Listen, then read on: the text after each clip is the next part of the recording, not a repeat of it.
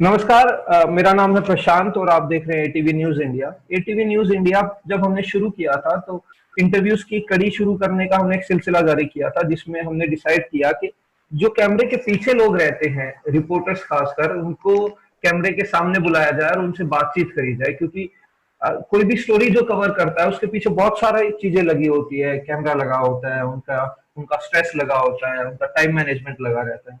तो इसी सिलसिले में हमने एक कड़ी शुरू करी जिसका नाम था रिपोर्टिंग विद रिपोर्टर्स। तो रिपोर्टिंग विद रिपोर्टर्स में हम अलग अलग जगह के, अलग अलग समय के और अलग अलग चैनल्स के या पेपर्स के रिपोर्टर्स को अपने पास बुलाते हैं, उनसे इंटरव्यू करते हैं, उनसे जानते हैं कि उनका उनका एक्सपीरियंस कैसा रहा। तो उसी सिलसिले में हमारे साथ आज गीतिका जी जुड़ी हैं, जिनको लगभग लगभग 10 साल से ज्यादा का जर्नलिज्म का अनुभव है। अभी फ्रीलांस जर्नलिस्ट है, Times of India, NDTV, 24x7, Zee News, India की खोज, रेल से देखो इंडिया जैसे आधे आधे घंटे के चैनल खुद से होस्ट कर चुकी है। तो पहले तो बहुत बहुत धन्यवाद गीतिका जी, आप हमसे जुड़े। Thanks for having me. गीतिका जी, आपका जर्नलिज्म का कैरियर कब शुरू हुआ, थोड़ा सा उसके बारे में बताइए। जी बिल्कुल प्रशांत जी। 10 साल से ज्यादा हो गए जब मैं पत्रकारिता की फील्ड में प्रोफेशनली आई थी। इट वाज 2007 में मैं ग्रेजुएशन ही कर रही थी, बट देन शुरू से ही मुझे ओरेटरी का शौक रहा और थोड़ा बहुत ठीक ठाक बोल लेती थी और लिख लेती थी। लिखने में I had a flare of writing. तो लोगों ने मुझे बोला कि टाइम्स ऑफ इंडिया ज्वाइन करने। तो टाइम्स ऑफ इंडिया बेसिकली मैंने 2007 में इवनिंग में 2-3 घंटे के लिए ज्वाइन किया, बिकॉज मैं कैलकाटा में थी, कैलकाटा से ग्रेजुएशन कर रही थी। और कैलकाटा में टाइम्स ऑफ इंडिया का एक आता है फूड गाइड। तो you don't have to do much, you just have to write review of restaurant and all. तो वो उस समय मैं बच्ची थी, ग्रेजुएशन कर रही थी और अलग अलग रेस्टोरेंट में जाने का मौका मिलता था और उनके बारे में लिखने का, वहां के फूड को। तो that was very fascinating for me. We तो call it that feature writing, if I'm not wrong. Feature writing में yes, हम it's actually a soft writing. So I started my career with feature writing, but then earn भी कर रही थी। तो वो एक लगा कि पैसे कमा रही हूँ, लिख रही हूँ और रेस्टोरेंट जा रही हूँ, अच्छे अच्छे खाने को मिल रहा है, अच्छी अच्छी चीजें। तो वहां से शुरुआत हुई। फिर लेटर ऑन आई रियलाइज कि Times of India is basically for writing.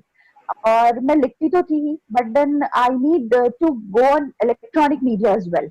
But then मैं सोच ही रही थी कभी, क्योंकि पढ़ाई भी कर रही थी साथ में और पेरेंट्स का था कि नहीं पहले पढ़ाई कंप्लीट करो, जॉब तो सब कर लेते हैं बाद में, पहले पढ़ाई करनी है। लेकिन साइमल्टेनियसली मैं मेरे ग्रेजुएशन फाइनल ईयर में I got a chance to work with NDTV 24/7। और कैलकाटा में हमारी हेड थी Moni Deepa Banerjee. You must be knowing, she is a very popular journalist of NDTV.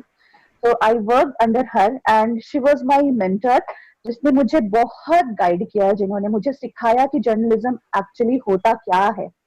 तो वहां से मेरी एनडीटीवी से शुरुआत हुई। I continued working with NDTV as a trainee reporter. फिर पेरेंट्स का फोर्स था कि नहीं, पोस्ट ग्रेजुएशन करना है, ग्रेजुएशन कंप्लीट हो चुका था मेरा।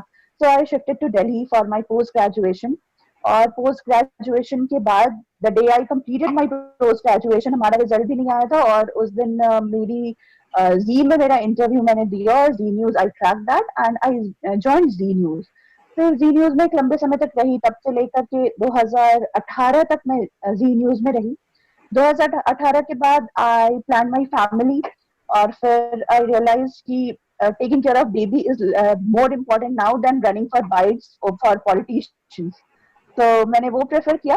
बट देन बेसिकली दिल और दिमाग से अगर पूछा जाए तो अभी भी मैं एक पत्रकार ही हूँ। और अगर आपने एनडीटीवी की आपने एक बात करी, आपने बोला, आपने आपके मैं ब्लॉग पढ़ रहा था क्योंकि आप उसमें निरंतर लिखते रहते हैं। एक वॉक विद गीतिका इनका ब्लॉग है, अगर हमारे व्यूअर्स पढ़ना चाहे तो वो जाके पढ़ सकते हैं। तो गीतिका जी, उसमें आपने ये जो एक लाइन आपने जो भी बोली, I do not want to run after the bytes rather than stay with my family. तो ऐसा ऐसा आपको क्यों yes. लगा कि ठीक है, मतलब आपने अपना करियर, इतना अच्छा करियर था आपका, इतना अच्छा आप काम कर रहे थे, आप शो कर रही थी, तो आपको ऐसा क्यों लगा? कहीं ना कहीं मुझे लग रहा था कि मैं अपने प्रोफेशन के साथ जस्टिस नहीं कर पा रही थी आफ्टर मेरा फैमिली जब एक्सपैंड हुआ उसके बाद। क्योंकि जैसे आज आपके साथ देखिए, मेरा इंटरव्यू शेड्यूल था, 3-4 बार वो शिफ्ट होता गया। तो because I have other priorities, I have other things to do. But अगर जर्नलिज्म में आप रिपोर्टिंग में है एंड हार्डकोर पॉलिटिकल रिपोर्टिंग या कुछ क्राइम रिपोर्टिंग कर रहे हैं, तो you can not do this, you can not delay your कि मैं 1 घंटे बाद आऊंगी, मैं 1 घंटे बाद आऊंगी, you can not do this. तो ये मेरे साथ हो जा रहा था कहीं ना कहीं, and because I was into field, I was into hardcore reporting, तो मुझे लगा कि ये जस्टिस नहीं है मेरे प्रोफेशन के साथ। It's better to take a break and to spend time with my baby, or later on I'll get into journalism again. Ma'am, क्योंकि आपने एनडीटीवी के लिए भी काम किया है, आपने जी के लिए भी काम किया है, मैं उसमें बाद में आता हूँ। पहले मैं ये जानना चाहता हूँ कि आपने राइटिंग से अपना प्रोफेशन शुरू करा, और and that too be feature writing से, तो जब आप अभी आपको ये सवाल, क्योंकि मैं सबसे करता हूँ और मैं चाहता हूँ कि दर्शक भी देखें, स्टूडेंट्स भी बहुत सारे इसको देखते हैं, तो सॉफ्ट जर्नलिज्म, और ऐसा माना जाता है सॉफ्ट जर्नलिज्म और हार्ड जर्नलिज्म, सॉफ्ट को फीचर राइटिंग बोला जाता है, हार्ड को क्राइम पॉलिटिक्स में उनको बताया जाता है। तो आपको कितना फर्क लगा, क्योंकि आप दोनों ही जगह काम कर चुके हैं? देखिए, मैंने शुरुआत जब की थी टाइम्स ऑफ इंडिया से, that was feature reporting, that basically मुझे कहीं भी पॉलिटिकल खबरें नहीं लानी थी, मुझे सिर्फ सॉफ्ट न्यूज लिखना था, सॉफ्ट रिव्यूज लिखना था। फिर जब मैं एनडीटीवी में आई, आई शेयर अ इंस्टेंस, जब the first day I joined NDTV, मुझे कोई नॉलेज नहीं था इलेक्ट्रॉनिक मीडिया होता क्या है।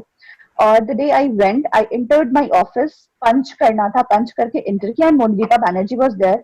और उस दिन ही इफ यू रिमेम्बर 2009 में संक्राइल पुलिस स्टेशन जो कि वेस्ट मिदनापुर में है, वहां पे माओइस्ट अटैक हुआ था। एंड मेरे पास कुछ आइडिया नहीं था because I was very young at that time, and I entered my office and Monideepa ma'am, she told me कि गीतिका संक्राइल चली जाओ कैमरामैन के साथ, you have a car awaiting outside, और वहां से जिसका भी हो साउंड बाइट लेकर आओ, पूरा कवर करके आना है, और मे भी तुम्हें वहां रुकना पड़ेगा गांव में। तो दैट वाज वेरी डिफरेंट। मतलब मैं टाइम्स ऑफ इंडिया से आई थी, उसके पहले मुझे वैसी खबरों सिर्फ टीवी पे देखती आई थी और सुनते आई थी, तो that was a big transformation. और उसके बाद जब फीचर से थोड़ा क्राइम की तरफ, थोड़ा पॉलिटिकल और थोड़े इस हार्डकोर न्यूज की तरफ गई, तो बहुत डिफरेंस लगा कि उसमें पीस ऑफ माइंड के साथ मैं काम करती थी, और यहाँ बहुत टेंशन था कि मैं कहाँ जा रही हूँ, क्या कर रही हूँ, कहीं कुछ गड़बड़ ना हो, क्योंकि उस समय बहुत किडिश ब्रेन था, उस समय उतनी मैच्योर नहीं थी प्रोफेशनली भी। उसके बाद जब मैं एनडीटीवी में, तो खैर फीचर और हार्डकोर दोनों करती रही, क्योंकि वी द पीपल उनका एक शो आता है, उसके लिए I use to cover Bhaichung Bhutia का इंटरव्यू लिया था, सौरभ गांगुली का इंटरव्यू लिया था, फिर उनका माओइस्ट वाले और जो पॉलिटिकल ममता बनर्जी का भी इंटरव्यू लेने जाती, तो वहां पे कभी ये अलग अलग नहीं रहा कि हार्डकोर न्यूज या सॉफ्टकोर न्यूज करना है। फिर then when I shifted to Zee, I started with soft news, I started with career Mantra, एक जी का प्रोग्राम आता था पहले जो कि करियर ओरिएंटेड रहता था, स्टूडेंट्स क्या करना चाहते हैं क्या नहीं करें। But then gradually I shifted to BJP reporting. I was covering BJP, national BJP. अपने लास्ट के दिनों में जब मैं जी में थी, और उसके बाद जब मैंने रिजाइन किया, तो बहुत डिफरेंस है फीचर में, सॉफ्ट न्यूज में और हार्ड न्यूज में। But then I don't think किसी भी स्टूडेंट को या किसी भी बडिंग जर्नलिस्ट को किसी एक की तरफ स्पेसिफिक होना चाहिए। You need to do everything, because journalist are basically jack of all trades. So you need to know what is in fashion right now, and you need to know कि प्रणब मुखर्जी ने क्या क्या किया है अपने करियर में, वो किस लिए जाने जाते हैं। So you need to do, you need to know everything. ज्यादा डिफरेंस है, but then you need to focus on everything. That's what I think. Ma'am, क्योंकि आपका जो पहला आपने बताया, जैसे कि आप एनडीटीवी में आए, आते ही आपको एक माओइस्ट अटैक की स्टोरी कवर करने के लिए भेजा गया, तो जब आप वहां गए तो वहां पर क्या हालात थे, आपने कैसे उस स्ट्रेस को मैनेज किया, आपने कैसे वो स्टोरी कवर की, वहां के ग्राउंड रियलिटी बेसिकली मैं जानना चाहता हूँ, ये क्या थी? It was, I don't remember the day, October, mid of October के दुर्गा पूजा के आसपास का टाइम था, जब कैलकाटा में बहुत क्योस रहता है दुर्गा पूजा का। तो और मैं गई ऑफिस, मुझे बोला गया कि कैमरा लो जाओ, और Sankrail is almost I guess 5 to 6 hours drive है कैलकाटा से वेस्ट मिदनापुर का, और वहां जाना था। तो मैं निकल गई विदाउट एनी प्रिपरेशन। रास्ते से मैंने सबसे पहले अपनी फैमिली को फोन किया कि I am going West Midnapore, and they were like कि क्या हो गया, बेटी को कहाँ भेज दिया। ऐसा था क्योंकि मेरी मम्मा एंड माय ग्रैंडमदर, मेरी दादी थी, वो लोग तो बिल्कुल अगेंस्ट थी कि नहीं तुम बोल दो नहीं जाना है, ऐसे कैसे कहीं भी भेज देंगे। But then my father he supported me कि नहीं जाओ, this is what profession you have chosen, तो तुम्हें जाना है जाओ। फिर हम वहां गए, इट वाज मीडिया की बहुत सारी गाड़ी थी, और एक West Midnapore is more of a jungle type, और ग्रीनरी बहुत है वहां पे, रेसिडेंट रहते हैं लेकिन वो बहुत फार फ्लंग एरियाज में रहते हैं, बहुत बहुत जगह खाली है। तो एक जगह जहां हम पहुंचे फाइनली, वहां गाड़ी को रोक दिया गया, लोग थे उन्होंने अपना फेस कवर कर रखा था, बंगाली बोल रहे थे, थ्रू आउट बंगाली, और उन्होंने हमें गाड़ी से उतरवा लिया, और फिर हमें एक तो जो बैलगाड़ी आती है उसमें बैठा के वो जंगल की तरफ ले गए। वी डिडंट न्यू कि हम कहाँ जा रहे हैं, और मेरे लिए वो बहुत स्कैरी था कि एक तो पहला दिन जर्नलिज्म का, इलेक्ट्रॉनिक मीडिया का, और लोग कहाँ ले जा रहे हैं। एंड दैट वाज कि उनकी जो बैलगाड़ी थी उसमें पीछे उन्होंने लीफ लगा रखा था। This is how I am telling you, because उनका ये टेक्निक है कि लोगों को रास्ता ना पता चले कि गाड़ी कहाँ से गई है। तो पीछे वो पगडंडी वाला रास्ता था, और उस लीफ से वो मड जो थी वो क्लीन होते जा रही थी। तो पुलिस भी अगर आए या कोई प्रशासन से आए तो उन्हें पता ना चले कि कहाँ ले गए। फिर हमें फाइनली ले गया गया एक जगह पे जहाँ पे चारों तरफ से गांव वाले थे, या वो माओइस्ट ही थे बेसिकली। वहां पे बीच में जो उनका नेता था, उनका इंटरव्यू लिया हमने ऑल ऑफ टुगेदर, मतलब इंडिविजुअल इंटरव्यू अलाउड नहीं था। और मैं उस समय उतनी स्मार्ट भी नहीं थी कि मैं आगे बढ़कर उनसे बोलूं कि नहीं मुझे एक इंडिविजुअल बाइट चाहिए। जो सारे जर्नलिस्ट कर रहे थे उनको देख देख कर मैं भी कर रही थी कि अच्छा ये कर लेती हूँ वो कर लेती हूँ। तो और जो पुलिस स्टेशन था वहां पे, जब हम गए जहाँ पे अटैक हुआ था मार्च का, वहां पे एक जो इंस्पेक्टर था, सीनियर इंस्पेक्टर, उसे मार दिया था, दो को उन्होंने किडनैप कर लिया था, and there was one more who was injured. तो पहली बार डेड बॉडी देखा था, इतने पास से इतनी सारी खून, सब तहस नहस था, तो बहुत डरावना था। But then I think that is the time, that is the news I cover जिसने मुझे बहुत स्ट्रांग बनाया था। That's it. आपने जी न्यूज में भी काम किया है और आपने एनडीटीवी में भी काम करा है। मेरा व्यक्तिगत तौर पर मानना है कि दोनों में जमीन आसमान की रिपोर्टिंग का फर्क हो जाता है, जिस तरीके से वो रिपोर्टिंग कवर करते हैं, खासकर जो उनके प्राइम टाइम शोज होते हैं। तो इसके बारे में आपका क्या कहना है कि आपको कितना बदलाव लगता है दोनों में? वेल प्रशांत जी, देखा जाए तो हम एनडीटीवी में और जी न्यूज में जमीन आसमान का फर्क है, उनके वर्क कल्चर में, the way they report news, because right now I am not working with any of the media, so I can say कि जब मैं एनडीटीवी में काम करती थी उनका जो वर्क प्रेशर रहता था, और जी न्यूज में that was very different। NDTV में, and I was junior also when I joined NDTV, मैं बहुत यंग थी, तो वहां ना बहुत फ्री दिमाग से आप काम कर सकते थे। Like you don't have anyone to tell you no you have to go for this particular news, you cannot do that thing. If I am a younger reporter, I am a very junior reporter, and I ask Monideepa ma'am, Monideepa manager, or anyone in Delhi, their head office, I want to do this story, they'll ask me the details, और वो मुझे भेज देते थे उस story के लिए, no matter कि मैं क्या छोटा कर रही हूँ बड़ा कर रही हूँ, बहुत इंपॉर्टेंट है नहीं इंपॉर्टेंट है। सो एनडीटीवी में ना लर्निंग एक्सपीरियंस बहुत ज्यादा होता था।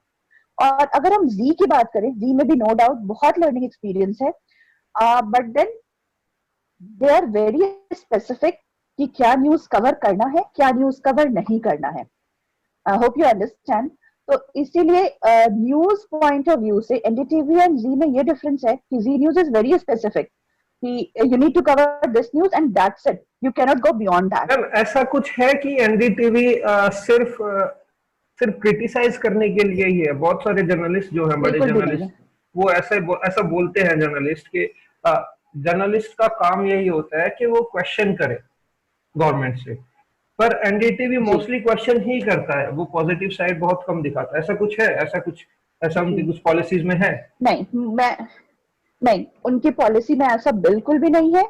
जो एनडीटीवी वो पूछता है या वो दिखाता है जो लोग जानना चाहते हैं।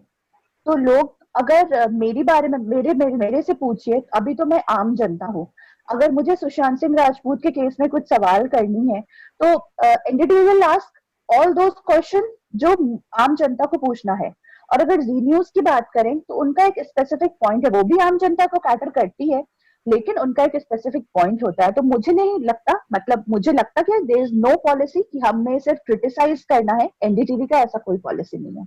मैम 2014 के बाद मीडिया कितना चेंज हुआ है, क्योंकि आप ऐसे चैनल में भी है जो एंटी गवर्नमेंट थी, काइंड ऑफ एंटी गवर्नमेंट, और आप ऐसे चैनल में भी काम करा जो प्रो गवर्नमेंट रही है।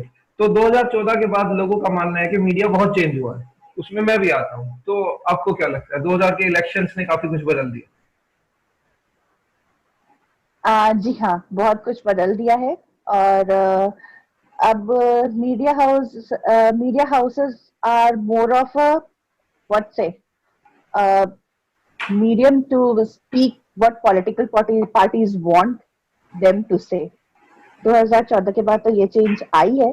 I'll not emphasize more on this, but I think बहुत चेंजेस आ गई हैं। Political parties are more Indian media has become a mouthpiece of political parties. NDTV में भी ऐसा कुछ हुआ है? क्योंकि देखो जी न्यूज का तो पता चलता है कि वो it's working for the government, to be very honest. तो एनडीटीवी में भी ऐसा कुछ हुआ 2014 के बाद कि एनडीटीवी भी मोल्ड हुआ है उस तरीके से?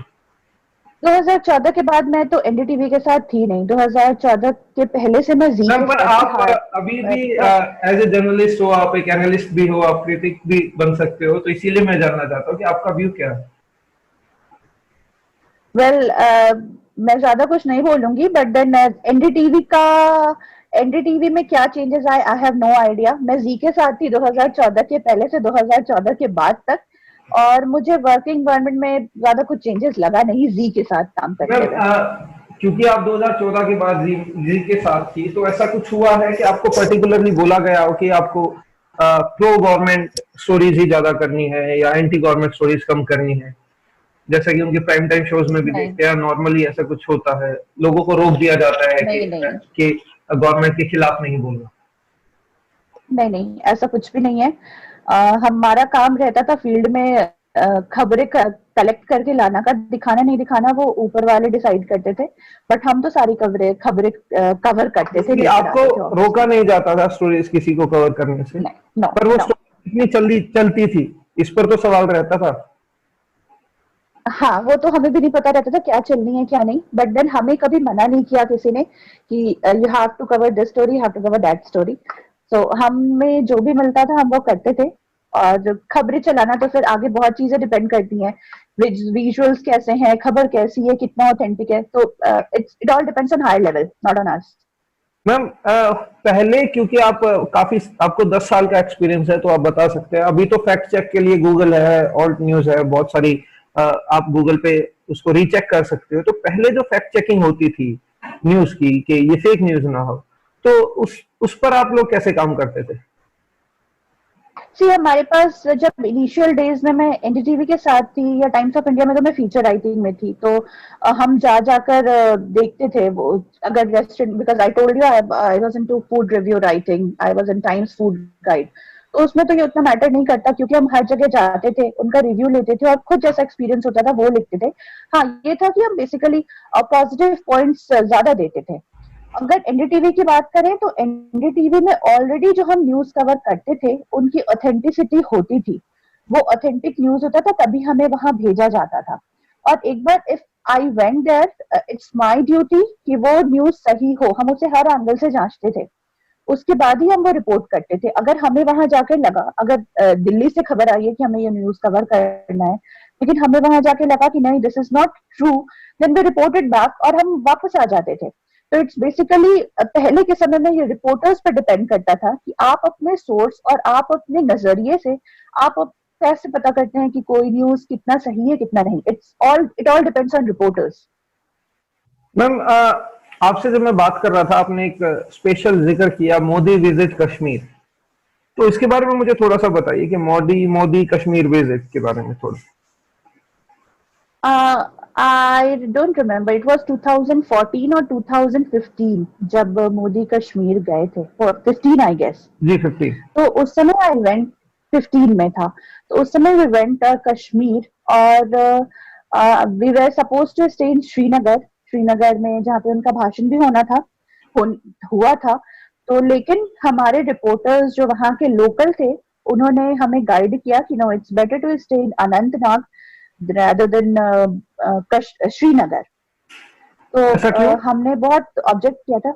आई एम गोइंग टू दैट। तो हमने बहुत ऑब्जेक्ट किया कि नहीं, हम श्रीनगर में ही क्यों ना रखें, because that is the political point जहां से हमें बहुत कुछ मिलेगा। But then we were forced कि नहीं, आप अनंतनाग में ही रुकिए। तो फिर फाइनली हमने अनंतनाग में रुका, और उसके 2 दिन बाद खबर आई कि the hotel which we are suppose to stay Srinagar में, जो हमने दिल्ली से बुक करवाया था, उसके आसपास ही ब्लास्ट हुआ था। तो सम और द अदर, अभी का मुझे सिनेरियो नहीं पता, बट देन कुछ सालों पहले तक वहां के जो लोग थे उनको पता रहता था कि कहाँ पे क्या होना है क्या नहीं। अदरवाइज इंट्यूशन पता रहता था, वो नहीं पता, बट देन उन्हें इंट्यूशन तो रहती थी कि क्या होना है क्या नहीं होना है। तो on a safer side they told us to stay in Anantnag rather than Srinagar. और अनंतनाग में वहां पे there was one more incident. Modi ji का तो कवर किया, वो तो पॉलिटिकल न्यूज था, उसके अलावा हमने कुछ नहीं किया। उन्होंने अच्छी अच्छी बातें बोली, हमने वो अच्छी अच्छी बातें कवर की, हमने अपने चैनल को बताया, चैनल चलाया। But then there was one more thing, one important thing was कि आई मेट बुरहान वानी। बुरहान जी, वानी मेरा अगला मेंबर सवाल हिजबुल। बुरहान को लेकर ही था। आप बुरहान वाली से मिले, उनको मैं कुछ कश्मीरी लोगों से बात कर रहा था, तो इनडायरेक्टली वो मुझे बोले कि बुरहान वाली हमारे कश्मीर का भगत सिंह है, उसको हम इस तरीके से ही ट्रीट करते हैं। तो क्योंकि आप मिले हुए, तो आपका एक्सपीरियंस क्या था? देखिए, बुरहान वानी से जब हमारा मिलने का हुआ, हमने ऑफिस में बताया, ऑफिस ने हमें कॉन्ट्राडिक्ट कर दिया कि नहीं, मिलने की जरूरत नहीं है, तुम्हें जो न्यूज कवर करने के लिए भेजा गया मोदी जी को, सिर्फ उसको कवर करो, वापस आओ, हीरो बनने की जरूरत नहीं है। बट देन बिकॉज मन था मिलने का कि एक कहीं कहीं ना कहीं ये तो है कि एक टेररिस्ट से मिली हो। इतना कश्मीर में वो बहुत पॉपुलर है, लोग उससे पूछते थे कश्मीर में। तो we thought of meeting him, और कहीं ना कहीं से हमारा कुछ सोर्स बना कि हम मिल पाए। तो basically it was not for reporting, it was not कि हम उनसे इंटरव्यू लेकर जी को दें या फिर डीएनए को दें या वेबसाइट को दें। तो हम ना, हमारा camera, whatever we had, phone या जो भी इक्विपमेंट्स थे, सब हमने वापस रख दिया जहां हम रुके थे। And there was this place near Anantnag, Mattan, there was this some place near Anantnag, जहां से हमें ले गया था। और AK-47 गन वन के बीच में मैं और मेरे cameraman, only 2 person were there. तो हम लोग दोनों को ले गया था बुरहान वानी से मिलने के लिए। और जब हम फाइनली गए थे तो ही वाज आल्सो, उसका भी चेहरा पूरा कवर था, मास्क था, उसके साथ जितने लोग थे सब मास्क थे, सिर्फ उनका गन दिख रहा था। और but then he spoke to us when he was sure कि हमारे पास कुछ भी इक्विपमेंट नहीं है, हम कैमरा, हिडन कैमरा लेकर नहीं आए हैं, कुछ भी लेकर हम नहीं गए थे। तो we spoke to him and he was a very young guy. मतलब आप सोच सकते हैं 20 साल का, 20-21 साल का बंदा था वो, और बहुत यंग दिखता था। He was very pro in social media, और कैसे क्या करना है क्या नहीं करना है। He had various laptop, tablet, सब थे उसके पास, और वो एकदम टेक्नोक्रेट जैसा बंदा था। और we just had normal conversation कि आप इसमें क्यों आए। तो उसी के आसपास उसने एक वीडियो जारी किया था, जो कि सोशल मीडिया व्हाट्सएप ग्रुप में कश्मीर में था, कि वो लोगों को, यंग लोगों को इंस्पायर कर रहा था टू ज्वाइन टेररिज्म। तो वी वर लाइक कि क्यों ऐसा कर रहे हैं। तो ही सेड कि हमें कश्मीर को आजाद करना है, we want to work for Kashmir, Kashmir में लोग बहुत परेशान हो रहे हैं। और he was very good to talk to. और वो कहीं से, अगर वो नॉर्मल इंसान उससे मिलेगा तो कहीं से वो टेररिस्ट नहीं लग रहा था। And that was a very good experience of me meeting Burhan Wani. Ironically, it was a very good experience. तो जब आप वहां गए थे, तो आपको वहां जाते हुए डर नहीं लग रहा था कि AK-47 बगल में है और हम बीच में बैठे हुए हैं और हम एक टेररिस्ट बहुत से डर बात लग कर रहा रहे था हैं? अब। बहुत डर लग रहा था। मतलब ये था कि अगर इधर उधर देखूंगी भी तो आई डोंट नो वहीं पे वो शूट कर दे हमें, क्योंकि हमारे पास कोई ऑप्शन नहीं था। गन पॉइंट पे हमें ले गया था। बट देन एक जज्बा था। आई टोल्ड यू पहले ही कि मुझे लगता है अभी तक मेरे माइंड में और हार्ट में जर्नलिज्म तो है ही। तो वो एक जज्बा था कि नहीं, जाके मिलना तो है ही बुरहान वानी से। तो वो एक, बस उसके चक्कर में गई थी वहां पे, otherwise I was very very तो स्कैर्ड। नहीं, उनके पास आपके पास कैमरा भी नहीं था, तो उनका मिलने का मोटिव क्या था एक जर्नलिस्ट से? कि हमारे पास हमने जिससे अप्रोच किया था, तो वी जस्ट, हमारा पर्सनल था कि हम बुरहान वानी से मिलना चाहते हैं, क्योंकि उनसे जो भी बातें हुई वो हम रिपोर्ट नहीं कर सकते थे। अगर रिपोर्ट करते तो वो हमें तो वहीं पे गन शॉट पे उड़ा दिया होता, अभी मैं आपसे बात भी नहीं कर पाती। तो इट वाज वेरी पर्सनल कि I want to meet Burhan Wani, जो दो लोग आए हैं दिल्ली से and they want to meet you, they have no purpose of reporting about you and your whereabouts and what you are doing, they just want to meet you and this is the way how we went there, otherwise अगर तो हम बोलते आपकी कि हमें आपकी दिखाना है तो वो वानी मिलता नहीं। से क्या क्या बातें हुई वैसे? देखिए हमने बहुत कम बातें की, इट वाज बेसिकली कितना 7-8 मिनट का कॉन्वर्सेशन था कि वही वो मैंने बताया कि वो वीडियो उसने क्यों जारी किया 5.5 मिनट का बोल के, फिर फैमिली में क्यों है, वो क्यों आया टेररिज्म में और उसके साथ कौन कौन है, उसके एक भाई को मार दिया गया था कुछ, हम जब मिले थे उसके कुछ दिन पहले, खालिद वानी या समथिंग लाइक दैट। तो that was he was very disturb कि लोग हमें समझते नहीं हैं, लोग ना ही हमें समझना चाहते हैं।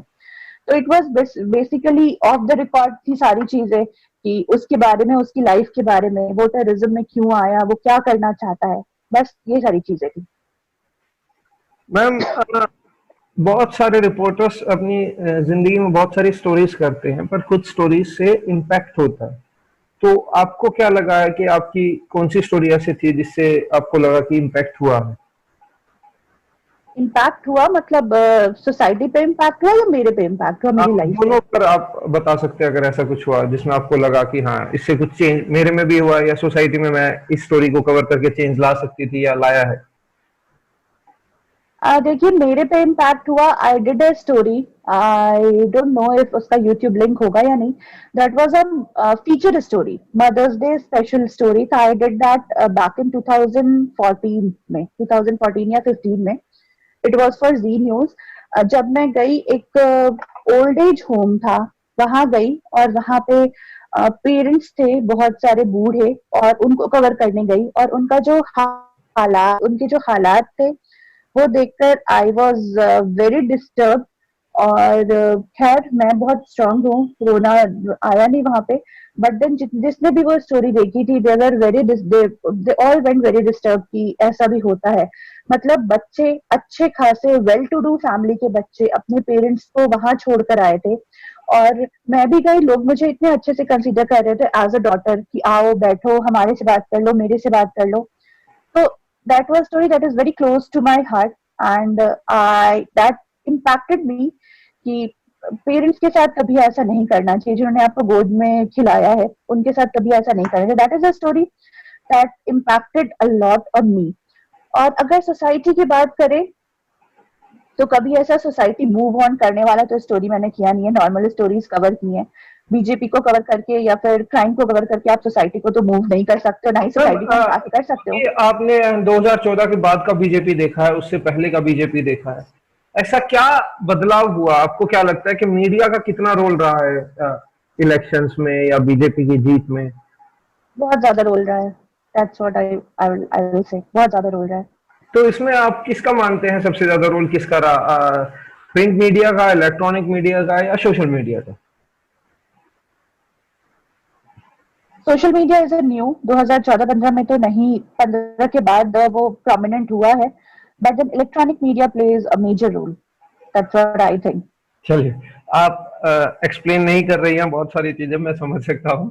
सवाल हमेशा खड़ा रहता है कि इंग्लिश और हिंदी जर्नलिज्म के ऊपर आजकल हिंदी के रिपोर्टर्स या खासकर इलेक्ट्रॉनिक वाले चीखते चिल्लाते हुए आपको मिल जाते हैं, वही अंग्रेजी की क्लास जो है वो अभी भी एक एलीट क्लास के लिए बना हुआ। तो ऐसा ऐसा क्यों जरूरी है कि चीखना जरूरी है या चिल्लाना जरूरी है? नहीं, चीखना चीखना बिल्कुल भी जरूरी नहीं है।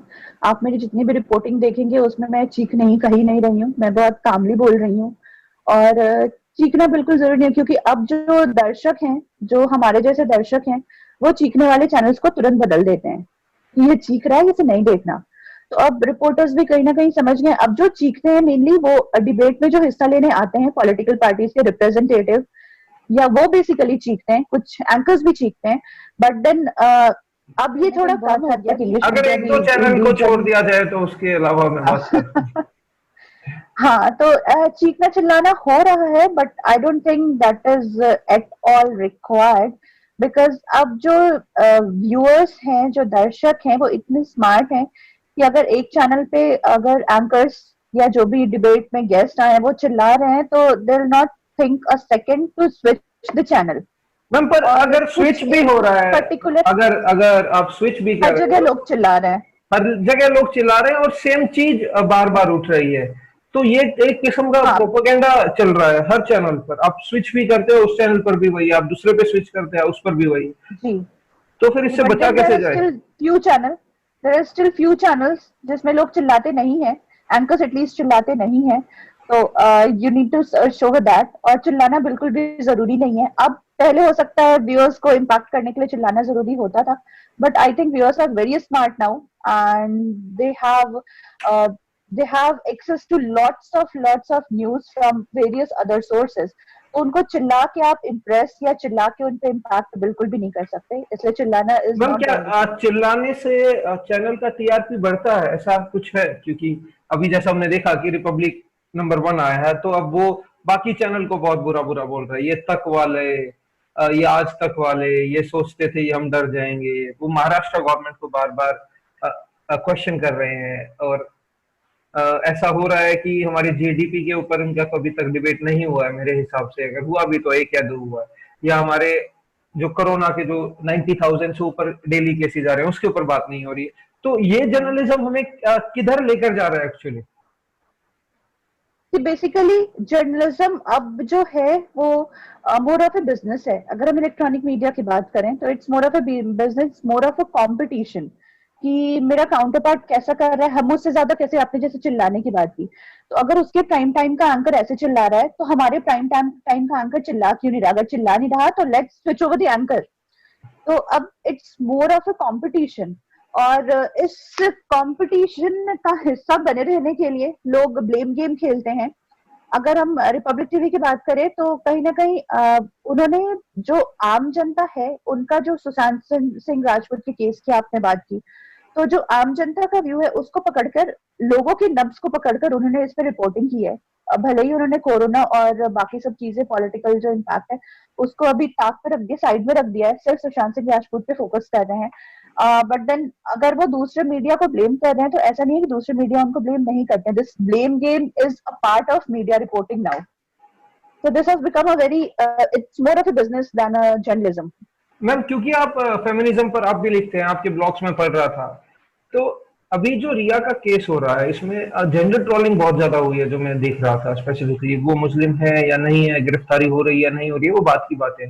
पर जिस तरीके का कि मीडिया एक्सप्लॉइट कर रहा था एक पर्टिकुलर फैमिली को या दो पर्टिकुलर फैमिली को, जो कि आजकल बड़ा नॉर्मल हो रहा है, जिसकी वजह से, मीडिया की वजह से पुलिस लगानी पड़ रही है। तो ये कहां तक आपको लगता है कि ठीक है या गलत है कि मीडिया को स्टोरी करने के लिए लोगों को उनकी गाड़ियों के पीछे भागना पड़ता है? ये हम कभी से हाँ भागते आ रहे हैं, चेज करना पड़ता है। जी जी, वो मैंने भी देखा था अभी कल या परसों, एक इमेज भी आया था शायद व्हाट्सएप पे या किसी सोशल साइट पे शेयर हो रहा था कि there is a girl in between, और हर तरफ से ईगल उस पे अटैक कर रहे हैं जी विद अ चैनल का लोगो। जी so this is a very important photo कि आप एक को प्रे बना लिया है आपने, एक इंसान को, और उसके ऊपर आप अटैक कर रहे हैं। तो that is very wrong, what ever the news is. पहले तो जब प्रेस काउंसिल ऑफ इंडिया ने मना किया है कि we should not go for media trials, then media, जो भी मीडिया चैनल्स हैं उनको फॉलो करना चाहिए that if something is, CBI is doing something, so we should not do media trials for that। और whatever you are reporting, अगर आप किसी गर्ल को, फेमिनिस्ट किसी लड़कियों को कवर करें, किसी गर्ल को, किसी फैमिली को कवर करें, at least you should have some respect.